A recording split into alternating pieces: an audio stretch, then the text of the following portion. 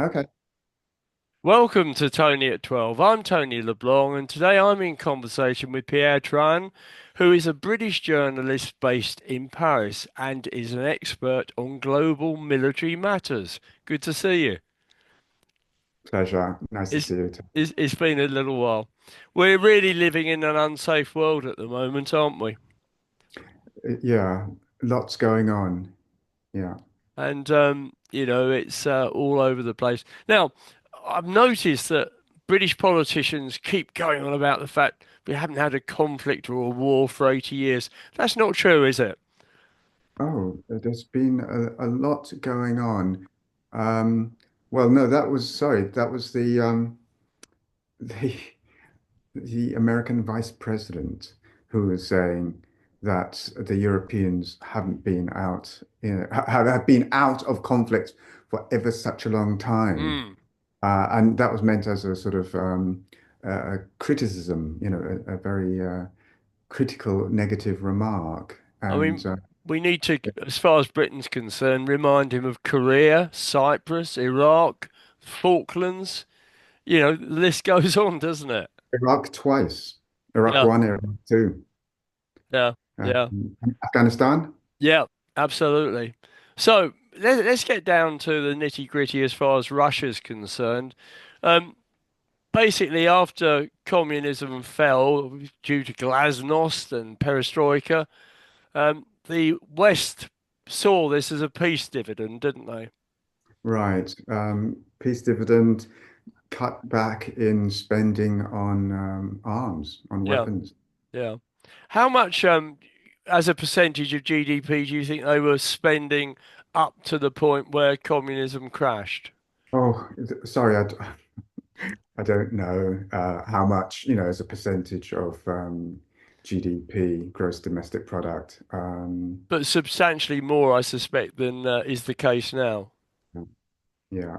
And sorry, just as an indicator of capability for the UK, the point has been made that that Britain could send a task force to the Falkland Islands in the early 80s, 1982, Yep. um, helicopter carriers and, well, vertical takeoff fighters, all that, a fleet, troops, and project force uh, take the Falklands uh, in combat away from, the Argentinians. That was what it was capable of doing then. It was stretched to the limit, and the point is made now. The UK could not, repeat, not do such a thing now, and that's the cuts. Yeah. Yeah. Yeah. And so we were. I mean, I think there were about 600 men lost in that Falklands conflict, was it? Or were they the Argentinians? I've forgotten. I don't think it was. I don't know Yeah, the numbers on that. Um, yeah. but it was substantial. So, because of this peace dividend, the West takes its eye off the ball, as we say in sport, and they substantially reduce their defence expenditure. Now, NATO then starts recruiting the East European satellite countries. Well, that's it. Yeah. Was that the point where it all started to potentially get nasty?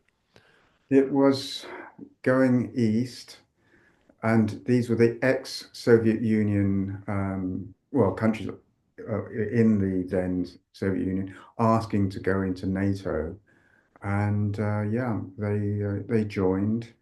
And in those early days, the Federation of Russia was obviously not a member state of NATO, but it was a partner.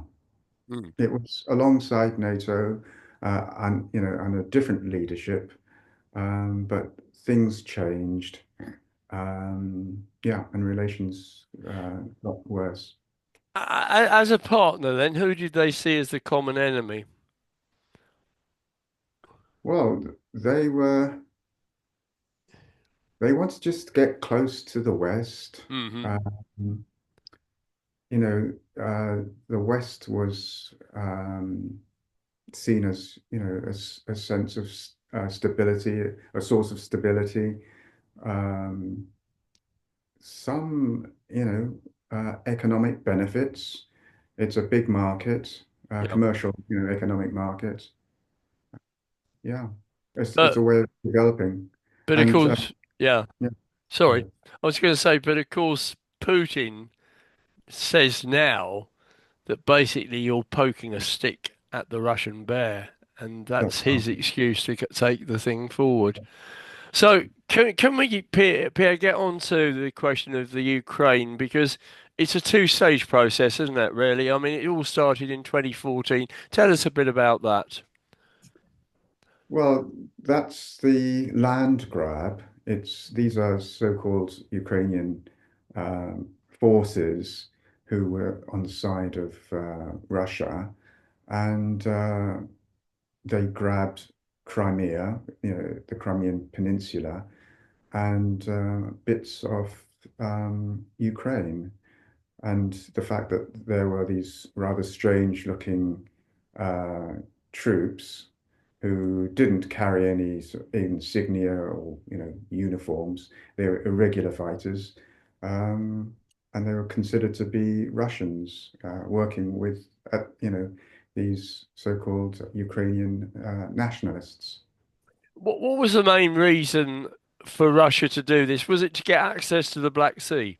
Well, that's right. It's getting access to the waters, the Crimean, because other than Crimea, the only other all-round, all-weather, all-seasonal access would be Murmansk up in the Mm, north.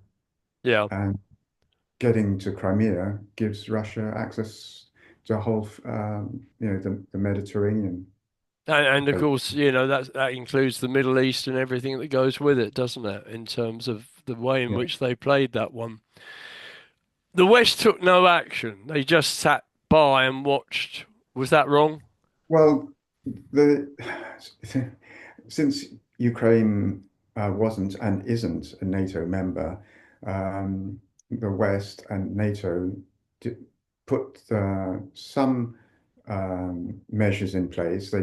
They moved some forces eastwards in rotation, and particularly in the Baltics, uh, Lithuania, Estonia, and sorry, remind me, the third. Estonia, Lithuania, and oh crikey, I can't either. Yeah, Estonia, sorry. It'll They're, come to us in a minute. they're rotating Latvia. Latvia, Lithuania, Estonia. So they're rotating combat air patrol through those three Baltics. They moved troops to the Balkans in the east, just to sort of strengthen their presence there. Yeah. But that's the limit. Mm, mm, mm. And of course, you've got that piece of Russia that's detached from Russia. That's right. Yeah. I mean, do the Russians sort of look upon that the West as being a threat to that particular territory? Well, that's one of the huge concerns in the Baltics, that given that Kaliningrad up in the north, there's this worry that if one day the Russians wanted a reason, an excuse to Mm, land grab, it's to say we are reuniting with our Russian nationals in that strip of land. yeah. Uh, yeah. So, I It- mean, yeah. we're really in a situation where he doesn't need too many excuses to go forward. Now, let's just wind the clock forward then to 2022, the special operation, which Yeah. showed all of this gear being assembled over weeks, if not months, on the Ukrainian border. Did you see through that straight away in terms of intention? Well, here are a couple of observations. On the one hand, there's the British and the Americans, and they're warning Ukraine that something's going to happen, that there will be an invasion, and highly unusually, the British intelligence services publish their research, their intel. Hmm. So. these are the forces, this is the intention, it will happen. And the Ukrainian authorities and the French authorities on French intelligence um, take the view they're in training, they're in they're not going to invade, and whereas the other Western allies were closing their embassies and whatnot and pulling them out of Ukraine. France was keeping its embassy, its consulate open, and took it at faith that these are troops in training. Did they subsequently retract that idea, or do they still They hold to it? No, they admitted fault, and in fact, well, the French. One of the things they did on the quiet was they moved. Basically, essentially, they fired their one of the intelligence chiefs, Hmm. and they put the blame on him, Yeah. saying, "You didn't tell us right. You should have warned us that this was an invasion happening, or coming up, and we believed you." Given the fact the UK and others, saw it as a potential invasion at that point, um, presumably the Ukrainians must have sort of started getting ready for warfare. Or Yes do you and no. think? Well, Or, yeah. The apparently the Ukrainian view was um, they would come out of it without a war. hmm, But when that strike actually happened, the incursion actually happened, um, there was a bit of a shock, bit of wishful thinking going on at the yeah, time. yeah. Um, how prepared was Ukraine, or in terms of their military situation? Well, um, they had their troops, they had their armor. The thing was, the Russians came in quite deep, heading towards Kiev, Hmm. and it was something quite astounding that the Ukrainians managed to stop them and force them back. It was quite unbelievable. And presumably Putin thought he could roll the whole thing over in a couple of weeks. Absolutely. Well, a couple of days, he Yeah, hoped. yeah, yeah. That they were stopped and you know turned around. So the casualties on both sides are humongous, aren't they? Yeah, Horrendous in terms of numbers. yeah, horrendous, rising, and there's particular concern because the Ukrainians went into a part of territory which had been occupied by the Russians, caught them by surprise, and it was thought that they would use that, Ukrainian possession of territory in the negotiations, Hmm. that they would cede that territory back to the Russians if the Russians withdrew from, Crimea and other bits of occupied Ukrainian territory. But the particular concern is that Ukrainian, uh, force is retreating uh, and has been forced back, and a lot of loss of life happening there. So that bargaining chip seems to be receding into the Exactly. past That's sort of thing. exactly at a bad time. Yeah, Um, bearing in mind, Ukraine was part of the Soviet Union. Did you ever feel it was a separate country in its own right, such as Poland, for example? it was a separate country for a while. It had its own language. Um, And then, of course, the other thing I'd just throw in there was a while ago, not that far, not so far ago, there was a well-made film made of the famine that took place in Ukraine. There's this Brit journalist who smuggles himself into um, that part of the country, sees the famine, uh, files his report, his news report, his story, says there's a famine going on, and the Russians don't care. And well, he was disgraced, and yeah, it's But, been a place of you know of woe. yeah. But that guide obviously got it right in terms of the fact that the Russians were, Yeah, so indifferent. They're quite prepared to starve them out. yeah, doesn't matter, Mm. What matter about what. North Korea's involvement? Were you surprised about that? That was particularly worrying and a great concern. It also points up that the Russians are struggling. They need outside help. Bringing in North Koreans, troops. I mean, okay, the, they were bringing in North Korean kit, military equipment, Yeah. weapons, Mm. whatever, supplies. But to bring in troops, that points up, a severe lack of forces. And then it's with the help of North Koreans that they're seizing this territory. It's Russians fighting with North Koreans. And, they're losing a lot of troops, but it doesn't matter.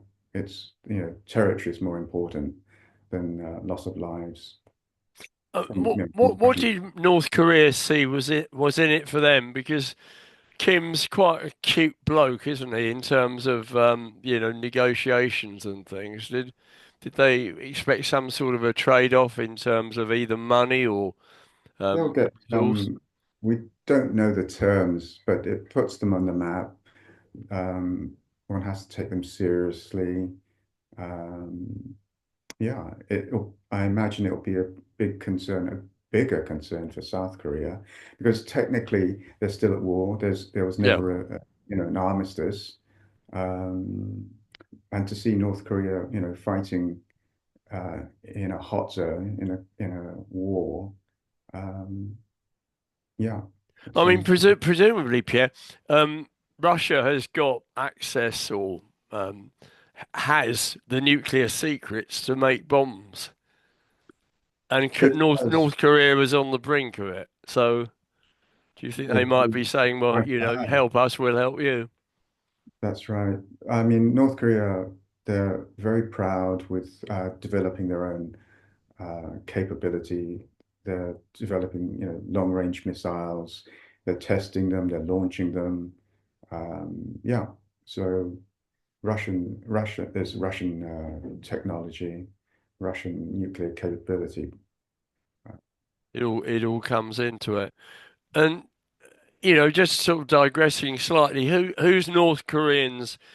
The North Korea's immediate enemies, other than South Korea, Well, Japan. there's Japan in the neighborhood, Hmm. but it's also the concern that if something were to happen in South Korea, there are American troops on the ground. You know, there'd be a concern for a widening of that conflict. Yeah, yeah. Okay, now let's move on to President Trump's involvement, because as he said or implied, Ukraine was never going to win that war. That's right. So the thing to do is come to some settlement, some sort of Mm, agreement. yeah, Uh, he's on the phone. Mr. Trump is on the phone to Mr. Putin today, and it's all about sorting out what's going to happen in Ukraine. Who gets what, yeah. uh, land, assets, a share out. And of course, Trump's main involvement is the fact that he's trying to sign an agreement with Ukraine to develop the mineral rights there and everything else. So I suppose if that were to happen, and you not necessarily had American soldiers on the ground, but you had American engineers, that would mean that Russia would think twice possibly to about doing it Um, again. that's the idea that instead of sending American troops there, the prospect of having American engineers and workers on the ground, that's considered to be some sort of non-military. backup. It's not what the European allies are looking for. They want, well, among other things, when they talk about an American backup, um, it's other than that. It's air support, logistics, space intelligence, all kinds of things. But the idea of American engineers on the ground is a bit short of what the European allies are hoping for, looking for. But you see, I don't blame Trump for taking the approach that he's taken over NATO. For years and years and years, the Americans have had to pay to run the show. And, he's now suddenly well, he's obviously realised it for a while, but he's now come back and said, well, look, if you don't actually make a substantial contribution, why should we, the Americans, help you when we're an ocean apart? Yeah, that's here's another view on that. I mean, yes, Yeah. there is that view, that point of view, and that's why the Europeans are committing to spending more on their military, their arms budgets, their troops, recruiting, um, to build up, to make up for their past shortage of commitment in NATO. Here's another point of view to add to that, which is NATO. Uh, Most of the money is spent on American kit, Yeah. American equipment. So, well, the F-35, but not just. There's a lot of other American equipment. So the high spending, American spending, is spending it on American equipment. That's big business. Those orders, that helps keep the share price of American companies on Wall Street. That's that's kind of yeah, that So that it's interlinked, isn't it, from that point of view? yeah. Yeah. Yeah. And so just to say that there is a lively discussion right now in Europe on, okay, so Europe will spend more to catch up in terms of, preparedness and readiness. And that is definitely, a hot topic right now. The debate that's going on in Europe is how will that money be spent? Will it be spent on European kit? Uh, well, not exclusively, but as a priority, or does it go non-European as well? Mm. And therefore, does that mean more F-35s and other, American kit? Because American kit, American equipment gets the majority of European spending. Is there comparable to the F-35 manufactured in Europe, though? There are the Typhoon, the Eurofighter Typhoon. There is the Dassault Aviation Rafale. There's the Saab Gripen, three European-built fighters. Okay, the Gripen uses an American-built uh, jet engine. Hmm. They've looked at this. Well, I was talking to some pals yesterday, and you could drop in a German built engine in that Gripen, and no problem. Then it become more European. Yeah, But yes, yeah. Short answer, yes, there are European alternatives, European built alternatives to the 35. that's interesting. The other thing that seemed Sorry, to sorry, me, just cut in. Sorry, I'm just cutting in. Not only, sorry, so Portugal, yeah, which is it's an operator, Portuguese Air Force flies F-16, F-16 They're looking to upgrade that, modernize it, and F-35 normally would be the choice. And now, because of what's happening right now, the defense minister says, actually, we are now considering buying a European-built fighter instead of the F-35 because of what's happening.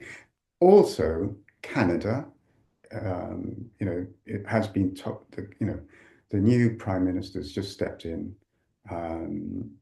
ex, governor of the Bank of England, yeah, tells his defense minister, have another look at that F-35 order, review that, consider um, buying uh, some European-built fighters in place of 35. Now, Canada has actually ordered 88 F-35s, and they're upset to say, okay, um, some let's split that by. Do we have to go all F-35? Mm.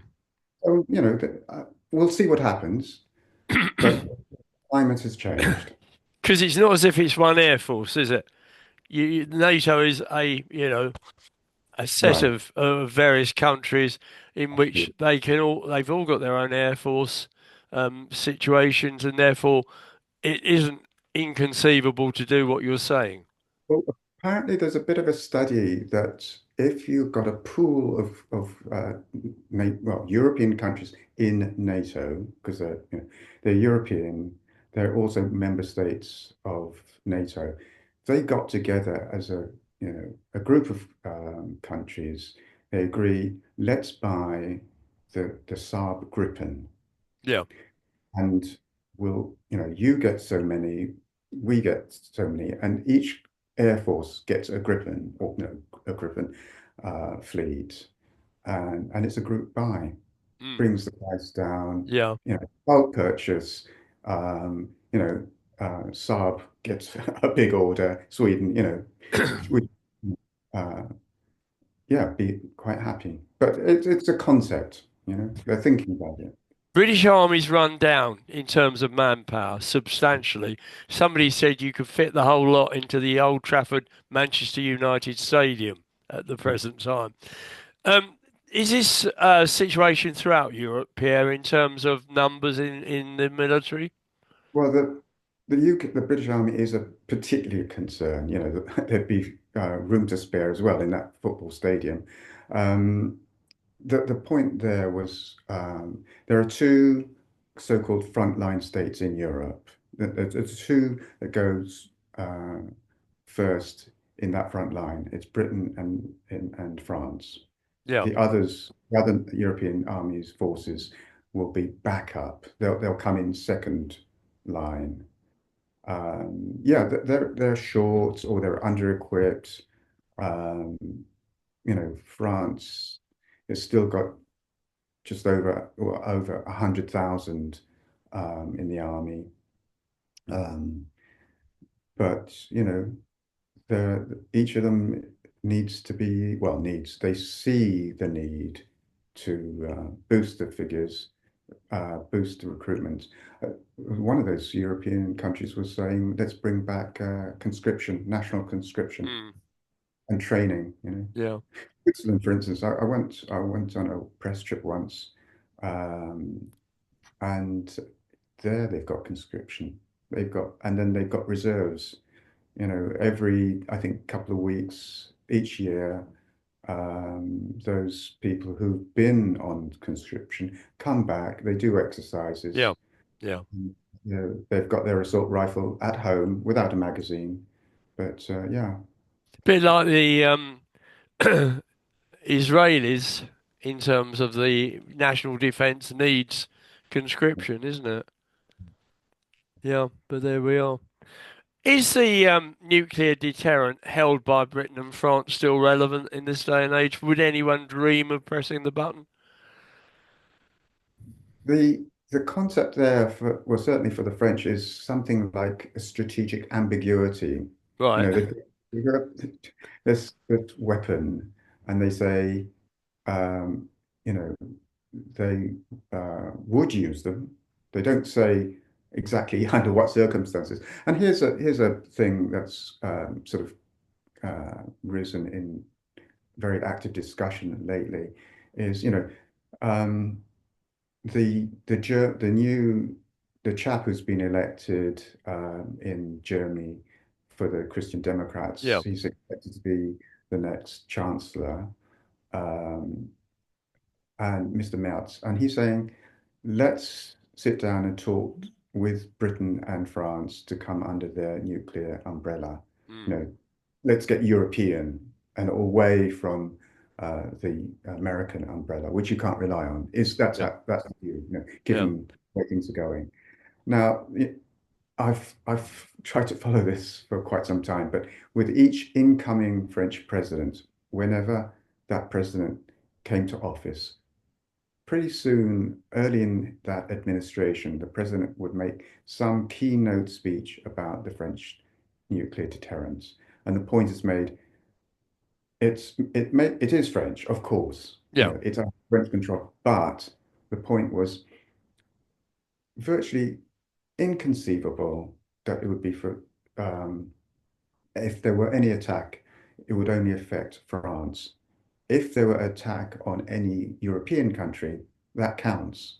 This is so the point was the political point made by the head of state, the commander in chief of the day is is a this is effectively a French and European. Mm. Yeah. Yeah. How does theirs work? Because the UK one is in submarines, isn't it? Yeah, and here's the other thing: the British submarines in American missiles. The Tridents shipped over from the US. The warheads are British, so the actual Yeah. nuclear warhead is Brit. But the point is that there is a dependence on American technology, and the distinction is made that the French technology is all French. Yeah. Yeah.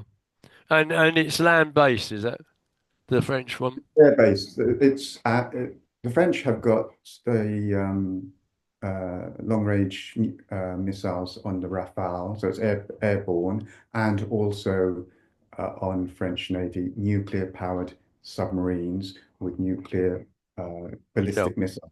Yeah. So they used to have a while ago, back in the 90s, they had a nuclear missile as well from on ground base, but they withdrew that. So now it's air-based, sorry, airborne and submarine. Yeah. Oh, here's another thing. There is a bit of cooperation between the British and the French. It was part of that Lancaster House Agreement in Mm. 2010 Yeah. that the nuclear research lab in France and the Brits and the French work in the same lab together on the nuclear material in the warheads. Yeah. That's interesting. I didn't know that. Okay, well, we're sort of gradually, or not gradually, suddenly getting a bit short on time. Um, let's have a quick look at the Middle East. Iran is a major threat, isn't it? Yeah, it's a concern. Again, there's that. Yeah, you, yeah, it's always there. In fact, sorry, just to say, one of the things in the Middle East, so the United Arab Emirates has placed an order, a large, whopping order for French Dassault Rafale fighters. Hmm. Okay, uh, it's 80 Rafale. And there, um, the perceived threat is Iran. Mm.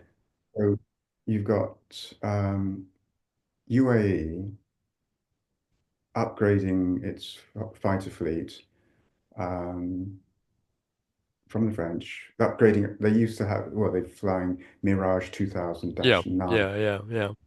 in the 1990s. But again, it's Iran. It's about all about Iran. So that's a hot spot. What about China and Taiwan?